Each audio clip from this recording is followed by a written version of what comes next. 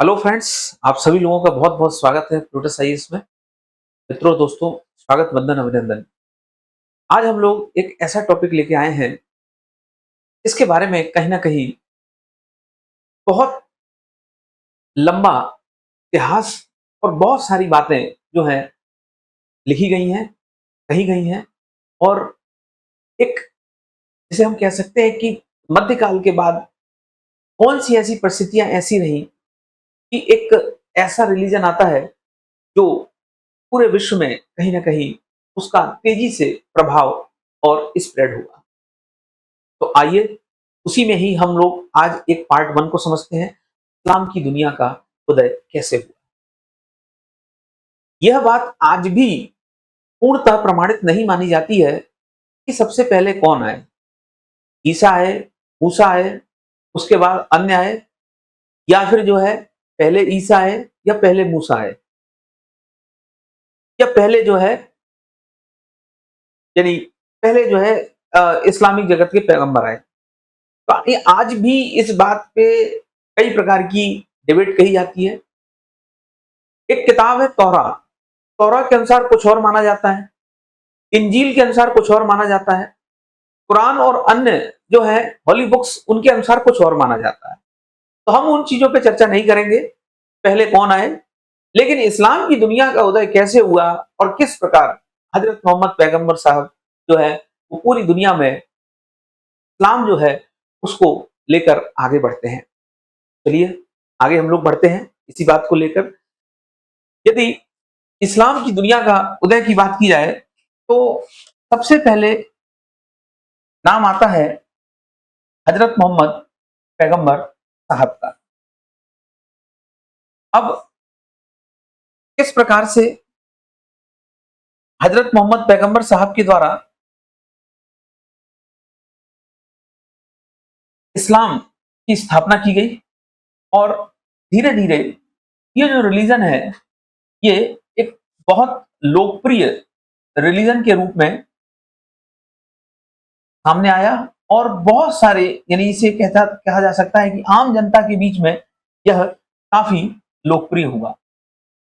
यदि बात की जाए इस्लामिक दुनिया का उदय कैसे हुआ, तो हजरत मोहम्मद पैगंबर साहब को श्रेय दिया जाता है। लेकिन शुरुआत कैसे हुई, तो एक नदी थी जिसका नाम था हजर। ये वाला जो पार्ट है इसे सऊदी अरेबिया कहा जाता था। यहाँ एक नदी थी, इसका नाम था हजर। यहाँ एक बंदरगाह था जिसे कहा जाता था अदन। यहाँ एक बंदरगाह था जिसे अदन कहा जाता था। एक यहाँ नदी थी जिसे कहा जाता था हजर, और एक यहाँ पर शहर था जिसे कहा जाता था मक्का, और दूसरा एक शहर था जिसे कहा जाता था मदीना। तो यहां पर रेगिस्तान से संबंधित जलवायु पाई जाती है और यहां पर जनजातीय लोग निवास करते थे। और वो जनजातीय लोग जो है नातेदारी, यानी किंगशिप जो रिलेशनशिप है, नातेदारी जो व्यवस्था है, उसके अनुसार वो अपना जीवन व्यतीत करते थे। तो ये जो मरुस्थलीय रेगिस्तानी जो पार्ट है सऊदी अरब का, यहां पर जनजातीय लोग निवास करते थे। कौन यहां पर निवास करते थे? जनजातीय लोग यहां पर निवास करते थे। ट्राइबल जनजातीय जो है प्रकार के लोग निवास करते थे।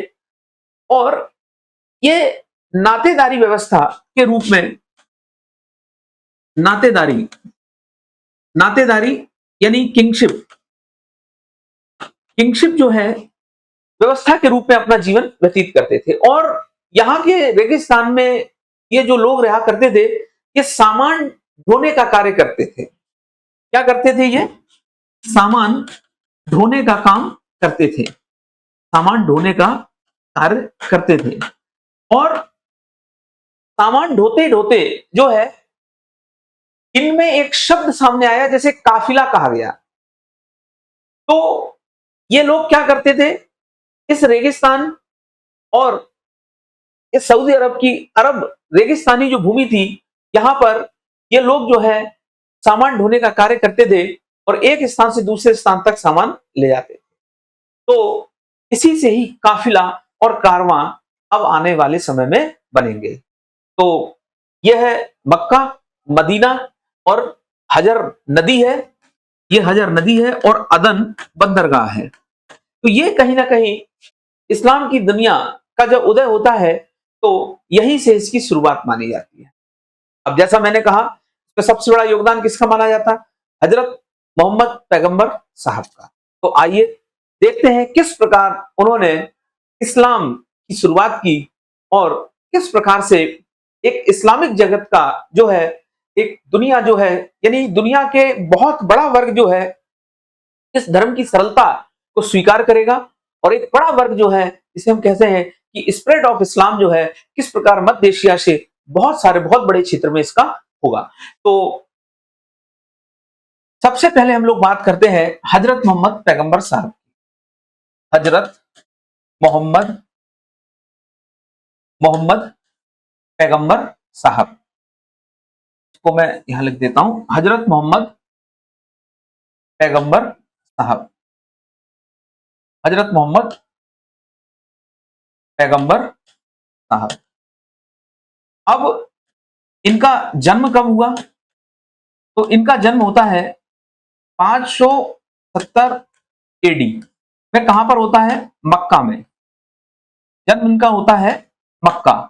मक्का कहां पर है? सऊदी अरेबिया में। पिता पिता का नाम क्या था? माता माता का नाम अमीना। इन्हें अमीना का लाल भी कहा जाता है। पिता चाचा चाचा का नाम अबू तालिब। अबू तालिब। और इनकी पत्नी का नाम खदीजा। पिता का नाम अब्दुल्ला। पिता अब्दुल्ला। तो कहते हैं कि इनका बचपन बहुत अच्छा नहीं बीता। जब इनका जन्म हुआ तो पिता जो है उनका देहांत हो गया और जब ये 6-7 वर्ष के थे तो इनकी माता का भी देहांत हो गया। तो ऐसी परिस्थिति में विपत्तियों का पहाड़ हजरत मोहम्मद पैगंबर साहब के ऊपर टूट पड़ा और अब उनका लालन पालन कौन करेगा? तो लालन पालन जो है उनके चाचा अबू अबू तालिब के द्वारा किया जाता है। अबू तालिब के द्वारा इनका लालन पालन किया जाता है। जब ये बड़े होते हैं, युवावस्था में पहुंचते हैं, तब इनको नौकरी के लिए एक विधवा महिला खदीजा के पास लगा दिया जाता है और धीरे धीरे व्यापार उन्नत होता है और वो 15 वर्ष तक व्यापार से जुड़े रहे और इसी बीच खदीजा नामक महिला से उनका विवाह हो जाता है। अब इस व्यापार के दौरान जो है वो कई क्षेत्रों में जाते थे। तो जब वो कई क्षेत्रों में गए तो यहां पर दमिश्क यानी सीरिया, जॉर्डन, ये पूरा जो क्षेत्र है, यहां पर जाते थे व्यापार करने के लिए। तो यहां पर दमिश्क, सीरिया की राजधानी दमिश्क, यहां पर जाते थे। तो यहां पर गए तो यहां पर उन्होंने ईसाई धर्म को देखा और आगे गए यरूशलेम, इजराइल के आसपास वाले क्षेत्र में। तो वहां पर वो जो है जूस को देखते हैं और अन्य वर्गों के लोगों को देखते हैं। तो ये बात कहीं ना कहीं उनके दिमाग में, ये सारे जो विचार थे, वो सारे विचार कहीं ना कहीं का सामना उनके सामने हुआ। और जैसा कि मैंने कहा कि ये जो शुरुआती दौर में जब इस्लाम की दुनिया का उदय सऊदी अरब के क्षेत्र से हो रहा है, तो यहां पर जो जनजातियां रहती थी, ये सामान्यतः मूर्ति पूजक, बुत परस्त जो है कहीं ना कहीं मानी जाती थी। यानी इनका कोई आज तक ये नहीं पता कर पाए कि इनका कोई निश्चित धर्म क्या था, फिर भी इनको मूर्ति पूजक के रूप में माना जाता था। लेकिन जब खदीजा नामक महिला से विवाह होने के बाद हजरत मोहम्मद पैगंबर साहब जो है व्यापार के लिए अनेक क्षेत्रों में जाते हैं, तो दो धर्मों से उनका मुख्यतः सामना होता है। एक ईसाई धर्म से, दूसरा यहूदी धर्म से, जूस से, और बहुत सारे विचार उनके सामने आते हैं। अब ऐसी परिस्थिति में उन्हें यह लगा कि कहीं ना कहीं ये सारी जो चीजें हैं, ये उस सर्वशक्तिमान जो शक्ति है उसके आगे कहीं ना कहीं उन्होंने अपने आप को इन विचारों से सहमत नहीं माना। उन्होंने अपने आप को इन सब विचारों से असहमत कर दिया। और यही सारी परिस्थितियों को देखते देखते फिर एक ऐसा समय आता है जब आध्यात्म की तरफ उनका रुख बढ़ता है और हीरा नामक गुफा में उन्हें, जिसे हम कहते हैं एनलाइटमेंट, परम ज्ञान की प्राप्ति होती है। तो यहीं पर हीरा नामक, मक्का के पास हीरा नामक गुफा में कहते हैं एक एंजल, एक ईश्वर अल्लाह के दूत थे जिनका नाम गैब्रियल, एंजल अलैहि सलाम, अलैहि सलाम, गैब्रियल, ये जो है उस अल्लाह के, उस ईश्वर के, उस गॉड के दूत या मैसेंजर बनकर आते हैं और इनके माध्यम से इनको परम ज्ञान प्राप्त होता है हीरा नामक गुफा में।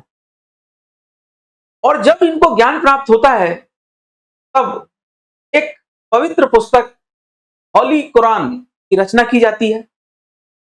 और वो जब नाजिल होती है, यानी बहुत सारी बातें जब उस पुस्तक में लिखी जाती है, तो ये जो होली पुस्तक है, पवित्र कुरान जो है, इसीलिए कहा जाता है कि इसमें जो लिखे हुए शब्द हैं वो अंतिम है, क्योंकि वो जो वो जो दूत थे, वो जो एंजल थे गैब्रियल, जिन्हें अलैहिस्सलाम के माध्यम से हजरत मोहम्मद पैगंबर साहब को जो ज्ञान प्राप्त हो रहा है, वो ज्ञान प्राप्त जो भी हो रहा है उसको कुरान में आयतों के रूप में नाजिल किया गया।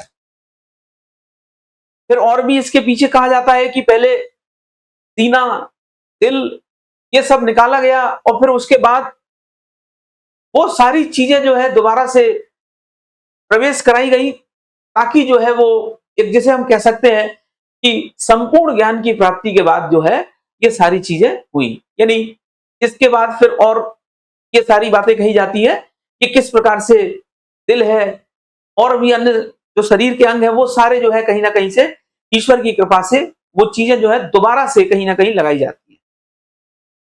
अब परम ज्ञान प्राप्त होने के बाद हजरत मोहम्मद पैगंबर साहब हीरा नामक गुफा में अब जो है वो आगे बढ़ते हैं और अब ये जो एनलाइटमेंट है इसका पूरी दुनिया में अब वो प्रचार प्रसार करना चाहते हैं। लेकिन वो देखते हैं कि ये जो मक्का है, आसपास है, यहां पर एक बड़ी संख्या मूर्ति पूजकों की है, बुत परस्त करने वाले लोगों की है। और शुरुआत में उनको कई संघर्ष जो है झेलने पड़े। और इसी दरमियान जब वो एक स्थान से दूसरे स्थान बार बार जा रहे थे, यानी उन्होंने एक यात्रा की, जिसे मक्का से मदीना की यात्रा कहते हैं, उसे इस्लामिक जगत में हिजरी संबत कहा जाता है। तो 622 ईस्वी में मक्का से मदीना, मक्का से मदीना की यात्रा करते हैं और इसे इस्लामिक जगत में हिजरी संबत कहते हैं। हिजरी संबत कहते हैं। हिज्र का मतलब क्या होता है? हिज्र का मतलब होता है पलायन। अब मक्का से मदीना यात्रा की, उसके बाद फिर कुछ लोग इनके खिलाफ हो गए, क्योंकि इन्होंने वो जो बातें रखी वो उस क्षेत्र में रहने वाले लोगों की धार्मिक या अन्य भावनाओं से संयुक्त नहीं होती थी। यानी जब उन्होंने मक्का से मदीना की यात्रा की, तो यात्रा करने के बाद कई जगह उनका संघर्ष हुआ, विरोधों का सामना करना पड़ा, क्योंकि जो उनको ज्ञान प्राप्त हुआ उसके अनुसार वहां के आसपास के लोग वैसे नहीं थे। वो अलग मान्यताओं के थे, वो कहीं ना कहीं बुत परस्ती से जुड़े हुए थे। पर धर्म वहां पर क्या था, ये आज तक किसी को नहीं पता है, किताबों में ये चीजें नहीं मिलती है। हाँ, बस इतना कहा जाता है कि वहां कोई जनजातीय ट्राइबल समाज के लोग रहते थे जो नातेदारी व्यवस्था को मानते थे, मूर्ति पूजक भी थे, लेकिन ओरिजिनल वहां पर क्या धर्म था, इसके विषय में अभी तक कोई ठोस प्रमाण नहीं मिला। अलग अलग लोग अलग अलग प्रकार की बातें करते हैं। तो जब उन्होंने यात्रा की मक्का से मदीना, उसके बाद फिर जो है उन्होंने अपने विचारों को सामने रखा, फिर विरोध हुआ। तो हिज्र का मतलब होता है पलायन। तो हजरत मोहम्मद पैगंबर साहब कहते हैं कि ये जो सॉल्यूशन है ये भागने से नहीं मिलेगा। यानी कब तक भागेंगे, भागने से कोई सॉल्यूशन आज तक मिला ही नहीं है। तो कहते हैं अब संघर्ष का सामना करना पड़ेगा, और संघर्ष का जो सामना करना पड़ा, इसी क्रम में एक लड़ाई होती है जिसे बद्र की लड़ाई कहा जाता है। कौन सी लड़ाई कहा जाता है? बद्र की लड़ाई कहा जाता है। तो ये लड़ाई जीतते हैं, कुछ हजार अनुयायी इनके साथ होते हैं। तो जैसे मैंने कहा कि काफिला आगे बढ़ता गया, कारवां उसके पीछे पीछे आगे बढ़ता। अब इसके बाद ये यात्रा पीछे रुकेगी नहीं, फिर वही 100 से 300, 300 से 500, 500 से 1000, और उसके बाद लाखों लोग जो हैं वो इस्लाम के फॉलोअर बन जाएंगे। लेकिन जब इनको ज्ञान प्राप्त हुआ हीरा नामक गुफा में, और जब अलैहिस्सलाम एंजल गैब्रियल के माध्यम से जब उनको अल्लाह का एक ज्ञान प्राप्त, अल्लाह का ज्ञान दिया गया, यानी वो जो मैसेंजर के माध्यम से उन्हें जब वो ज्ञान प्राप्त हुआ अल्लाह का, तो कहते हैं कि जिसे साक्षात ज्ञान प्राप्त होता है खुदा का, अल्लाह का, उसे कहा गया प्रॉफिट, उन्हें कहा गया पैगंबर। तो इसी कारण जो है इन्हें अंतिम पैगंबर कहा जाता है। और इसके बाद फिर खलीफा की परंपरा अब आगे आएगी। तो जो मैसेंजर थे, जो अल्लाह के दूत बनकर आए थे, अलैहिस्सलाम एंजल गैब्रियल, उनके माध्यम से जो ज्ञान प्राप्त हुआ, उसी ज्ञान को कुरान में आयतों के माध्यम से नाजिल किया गया। और यही कारण है कि कुरान में लिखी हुई हर बात को कहा जाता है कि ये अंतिम सत्य, यानी इस पे कोई भी परिवर्तन नहीं हो सकता है, क्योंकि वो बात डायरेक्ट मैसेंजर के माध्यम से आई है। तो हम इसको कई पार्ट में पढ़ेंगे। आज हम पार्ट 1 पढ़ रहे हैं, बद्र की लड़ाई के बाद। अब बद्र की लड़ाई के बाद, जैसा मैंने कहा, ये जो है बनु हाशिम वंश से थे और कुरैश कबीले से थे। अब इनमें भी तो आपस में संघर्ष होगा। तो हजरत मोहम्मद पैगंबर जो साहब थे, ये कौन से वंश से थे? ये बनु हाशिम वंश से थे। बनु हाशिम वंश से थे, ये बनु हाशिम वंश से थे। और ये कौन से कबीले से थे? तो जिस कबीले से थे उस कबीले का नाम था कुरैश कबीला। कुरैश कबीले से थे। अब बद्र की लड़ाई के बाद क्या हुआ, यह हम पार्ट 2 में पढ़ेंगे। तो कैसे ज्ञान प्राप्त हुआ, इस्लामिक दुनिया का उदय कैसे होता है, सऊदी अरब के क्षेत्र से, सऊदी अरब की मरुभूमि से, और सऊदी अरब से किस प्रकार जो है वहां की जो स्थानीय जनजातीय समाज के लोग थे, जो सामान ढोने का काम करते थे, जिनमें नातेदारी व्यवस्था चलती थी, तो कहीं ना कहीं मूर्ति पूजक और जिस भी धर्म संप्रदाय को मानते थे, जो अभी तक ज्ञात नहीं हो पाया है, कैसे कैसे धीरे धीरे वहीं पर मक्का में हजरत मोहम्मद पैगंबर साहब का जन्म होता है, और फिर उसके बाद इस्लाम की दुनिया का उदय होता है। और फिर वो पैगंबर पैगंबर प्रॉफिट जो है, यानी जिनमें सबसे महत्वपूर्ण उस खुदा ईश्वर के माध्यम से माना गया, और फिर उसके बाद कैसे उनके विचारों का पूरी दुनिया में प्रसार होता है। तो बद्र की लड़ाई के बाद हम लोग पार्ट 2 में पढ़ेंगे इस्लाम की दुनिया को। इसको हम लोग लगभग 3 पार्ट में पढ़ेंगे, और किस प्रकार जो है आगे पश्चिम एशिया, मध्य एशिया और अन्य आगे भागों में जो है इसका स्प्रेड हुआ। तो आज के लिए इतना ही। बहुत बहुत धन्यवाद।